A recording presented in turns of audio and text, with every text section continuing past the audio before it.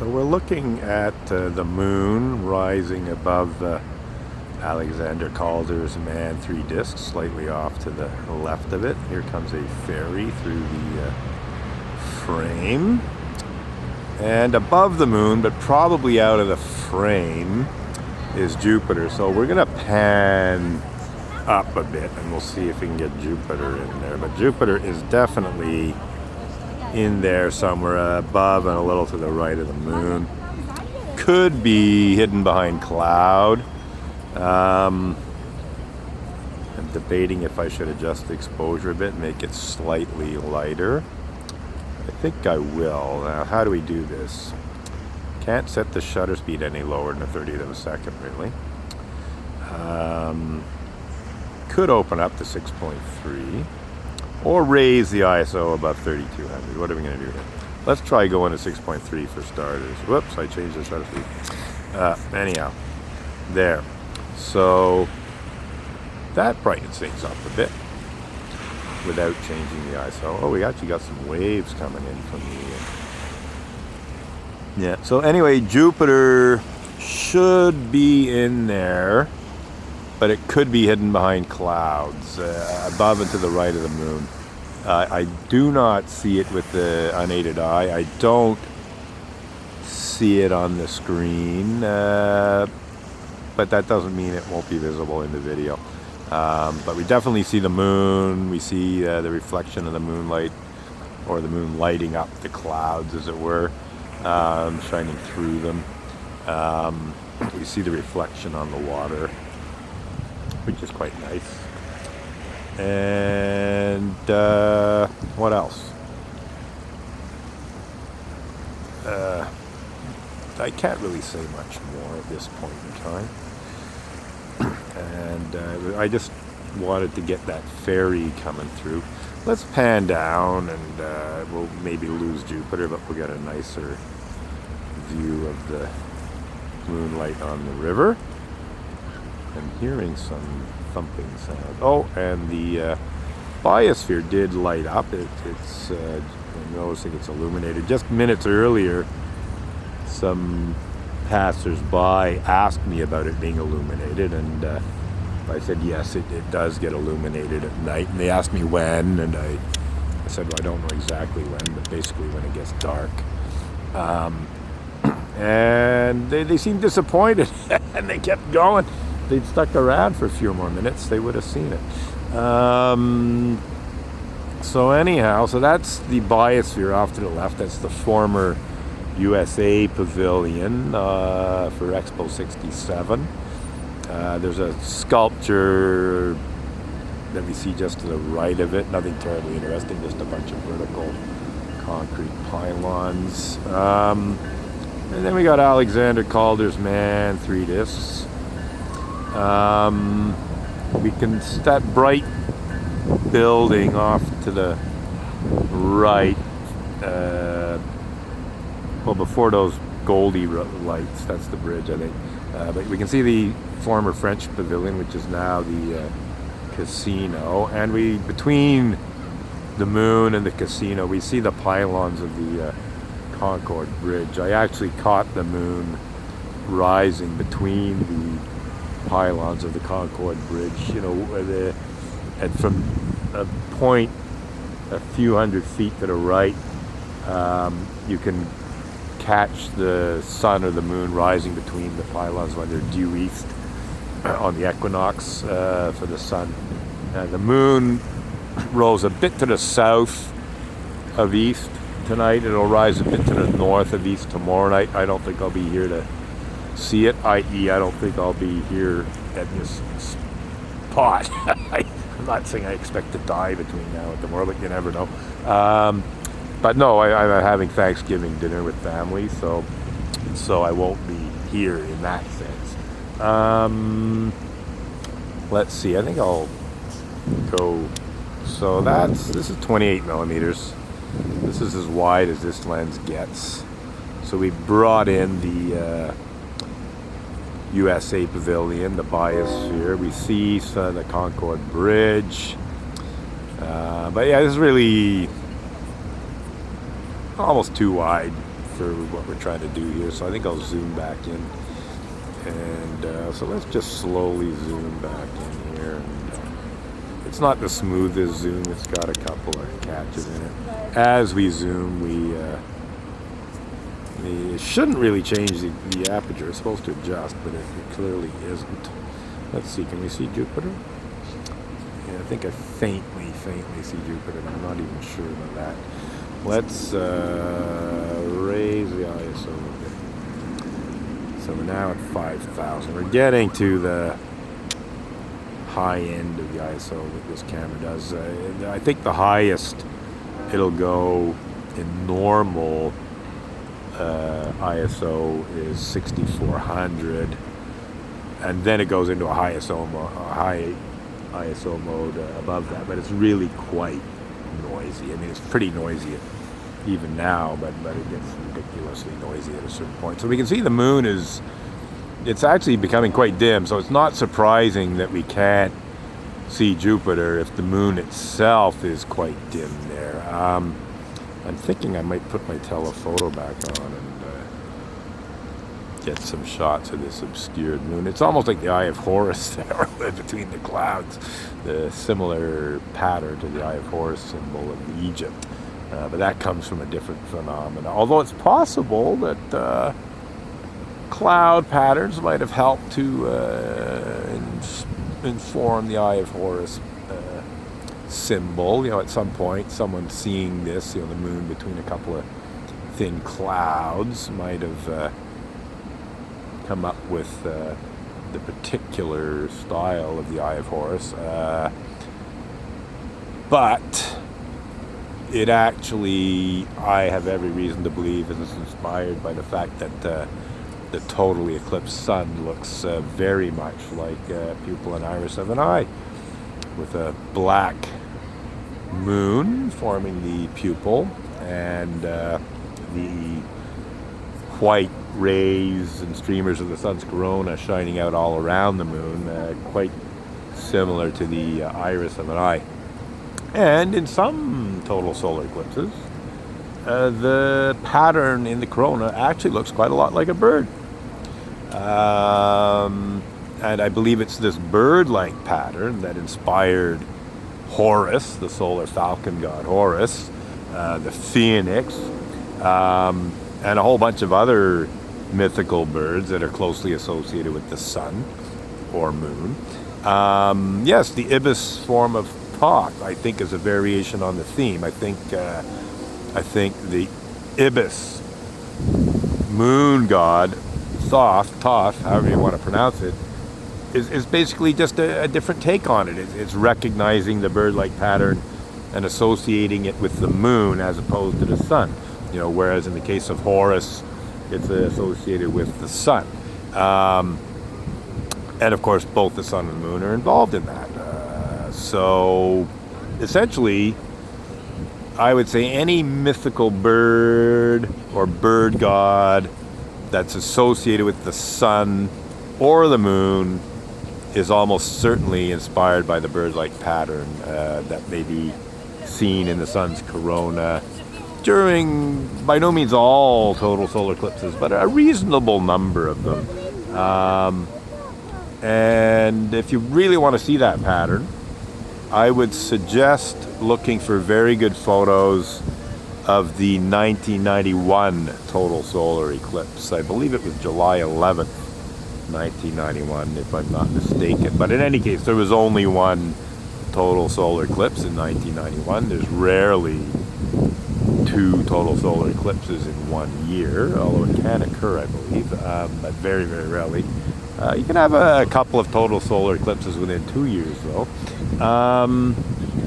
So, in fact, yeah, now that I think about it, there's going to be a total solar eclipse in Australia in April of next year, if I'm not mistaken. And then there'll be another one in America on the 8th of April of 2024. So that's less than a year apart. They're different parts of the world, but they are, I think, less than a year apart. Let's just double check that while we're at it. Australia eclipse 2023. April 20th, Thursday, April 20th, 2023. There will be a total solar eclipse in Australia and other parts of the South Pacific. It actually just touches the northwest coast of Australia, but it'll be seen in Indonesia and so on. But yeah, that's less than a year apart for the two total solar eclipses, albeit in different parts of the world. But in theory, you could have something like that happen above an area, where it's the same spot, and certainly within 2 years. I think something like that happened above Angola not that long ago in the 2000s. I could be mistaken, but I think there were two total solar eclipses above Angola in very rapid succession, not that long ago, about a year apart, give or take a bit. So yeah, it's getting quite dim there. The moon is obscured behind cloud, and you can be sure if the moon is barely visible, well, we're not going to be able to see Jupiter. So I'm just going to raise the ISO here to 64. Getting some interesting banding looking there. I'm seeing it on the screen. It may not show up in the video, but it's getting some funny flickering on the screen here. So yeah, I've been yammering on, but I thought I'd impart some information there about eclipses. And excuse me, boy. Definitely got a bit sleep deprived over the last several weeks. So, yeah, I think we're more or less done for the time being. I might just head home. I see some rides at La still operating, apparently. Thought they might have closed by now, but I see that's quite interesting, actually. Yeah, so there's a ride happening at La so that's the fun fair, the amusement park. Oh, and I see a bright light off. Oh, that's got to be an aircraft. I can't think of any star or planet, and that would be way off to the left there, so I'm pretty sure that's an aircraft. I see an aircraft up there. I don't know if we can get it in. There it is. So we see an aircraft passing through the frame there. Oh, you're going to get that Eye of Horus pattern again. I think. I mean, it's not exactly, but it's close enough. But I've actually seen various other cloud patterns around the moon that closely resemble the Egyptian Eye of Horus symbol. So I think it's quite possible that cloud patterns around the moon also help to inspire it. But it's, as I said, almost certainly originally inspired by and representing the very eye-like appearance of most total solar eclipses. And Horus, the solar falcon god Horus, there's very solid evidence that all but definitively proves that Horus was inspired by the bird-like pattern in the sun's corona during a total solar eclipse. So that is that, and certainly the Phoenix. I mean, when I first saw that bird-like pattern, the very first thought that I had was, this has to be the origin of the Phoenix myth. I mean, that was maybe a bit too strong, or it's most probably the source of the Phoenix myth. But when I first saw it, when I literally first saw it in the May 1992 National Geographic, in about mid-May of 1992, I mean, it was a very strong intuition that this almost certainly was the inspiration for the Phoenix myth. And in subsequent research, I found plenty of evidence supporting that intuitive hunch. After all, the Phoenix, what's the Phoenix myth in short? It's one bird, there's only one. It dies and it's reborn on the same day. The intervals between its death and rebirth are measured in centuries, and there's various takes on that in terms of the dates, but some of them are solar cycles. So do the math on that, or do the myth, as I say. Do the myth, do the math, and do the myth. Do the math, and you'll have the myth, if you know what I'm saying here. So yes, the Phoenix, it's pretty definitive. I see my battery's about to give out.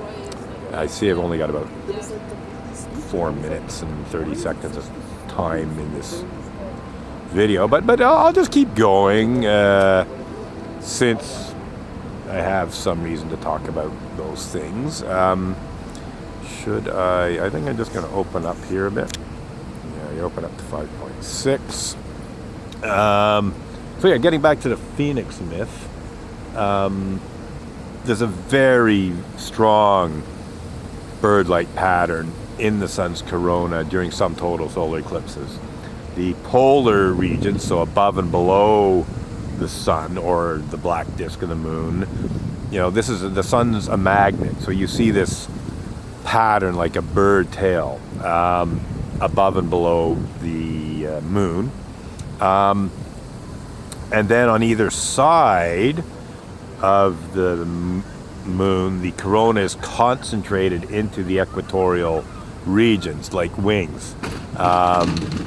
So the photo of the 1991 total solar eclipse that I saw, which was taken by French astronomer Serge Couchemy, with a special radial gradient filter that balanced out the light to try and get a photo that closely resembled, what you see with the human eye, because a normal film can't handle the. Okay, let's zoom out here a bit. There's a boat coming through. Oh, we're out as far as we can go, and the boat's there. Okay, so anyhow, little distraction there. So where was I? Oh yeah, Serge Couchemy took this photo of the July 11th, 1991 total solar eclipse. It was published in the May issue of 1992 National Geographic. I saw the bird-like pattern in mid-May, 2 or 3 weeks after I saw the eye-like pattern. I saw the eye-like pattern right away. So anyhow, like I said, I did the research, found plenty of evidence that the Phoenix myth was indeed all but certainly inspired by this. Found a whole flock of other mythical birds and bird gods, to say nothing of other winged mythical beings. Bat gods, insect gods, butterfly gods, etc. Speaking of insect gods, Khepri, the scarab beetle god of Egypt, almost certainly inspired by total solar eclipse, although that's not generally known.